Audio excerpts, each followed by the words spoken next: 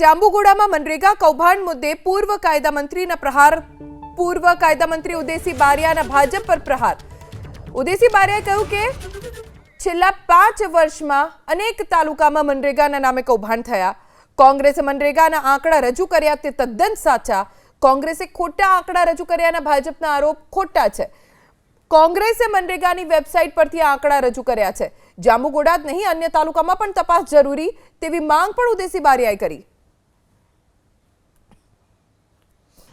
जगदीशभाई बारिया कंजीपानी અને અશ્વિનભાઈ ભાનપુરીના 3 ભેગા થઈ અમિતભાઈ ચાવડા સાહેબને ખોટી માહિતી પહોંચાડી અને આ જે કર્યું છે એવી તમે જે વાત કરો છો, અમે જે માહિતી લીધી છે એ ભારત સરકારની મનરેગા વેબસાઇટની માહિતી છે।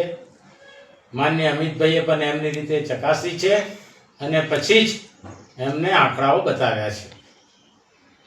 જાંબુગોડા તાલુકામાં મનરેગામાં જે ભ્રષ્ટાચાર ચાલી રહ્યો છે એની મને અમારા ગામના યુવાનો દ્વારા જ્યારે ખબર પડી ત્યારે અમે આ વેબસાઇટનો ઊંડાણપૂર્વક અભ્યાસ કરી અને કઈ રીતે આ ભ્રષ્ટાચાર ચાલે છે એની તપાસ કરી હતી, જેની અંદર મુખ્યત્વે જે કામો સ્થળ ઉપર થાય છે એના કરતાં બિલોની અંદર વધારે બતાવી અને ભ્રષ્ટાચાર કરવામાં આવે છે।